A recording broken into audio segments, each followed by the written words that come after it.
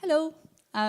So, as a spoken word poet, I quite like writing about the intricacies of the English language, let's say. So this one is called Oxymorons. The English language is pretty odd. It's oxymoronic. Like tectonic plates, we have words that join one another, one pushing against the other, until a small peak is formed, of the oxymoronic sort. A little molehill of a mountain, whose peak accents our daily speech but almost unperceivably. Do you believe me? Because there's so many words we say day to day and don't even notice this tectonic friction of our diction's contradiction. The other day, my friend and I were watching a comedian on TV. And while she laughed till her sides cracked, I sat back, unamused. She turned to me and said, "Emily, you're right wrong. That was seriously funny." I smiled. Am I right wrong? Or am I wrong right? It would be weird to be the latter, but to be honest, this comedian's chatter didn't split my sides. To me, he wasn't seriously funny. He was more funnily serious. Mysterious, isn't it? How if you inverse the oxymoron, it sounds more wrong than right wrong, and yet right wrong and seriously funny are in themselves quite wrong. Let's carry on, because there's loads more where that came from. I used to work in an office. And one year I was responsible for organising the Christmas party. Of course, this involved a briefing from the boss. Good grief, could she talk? Banged on and on about this finance report rather than the party she came to talk to me about.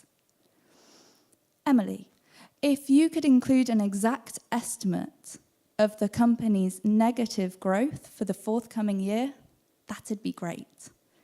And some original copies of last year's projections. And she continued projecting at me her business directions, while all I could think of were linguistic corrections. Tracy, my estimate may not be exact, as by definition, estimations are rough calculations. And although growth means increasing, don't worry. I'll positively try my best to evaluate all the negatives. And those original copies you wanted, don't worry.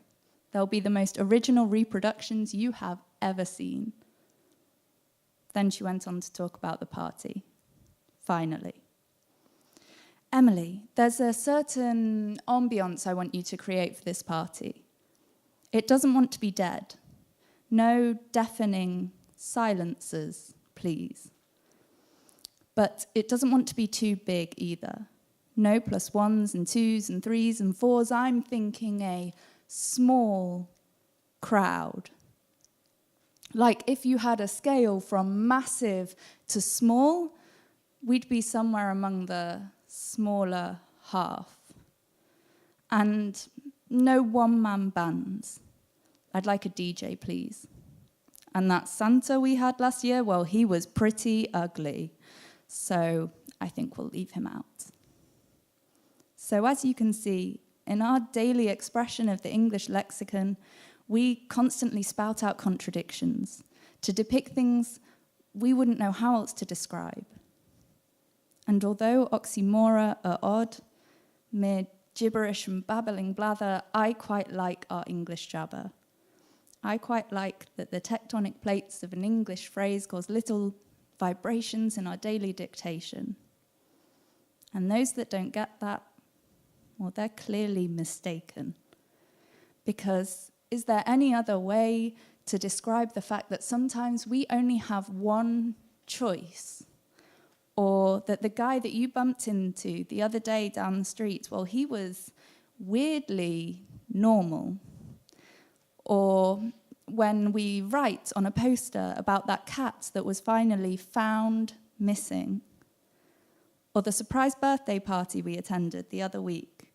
How else would we describe that we all had to act naturally as the birthday boy came in and sit in a random order so as to avoid friendly disputes?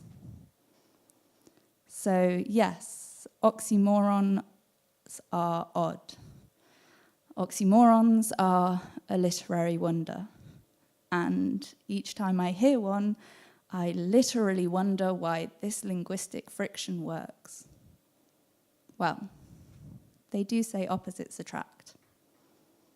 Thank you.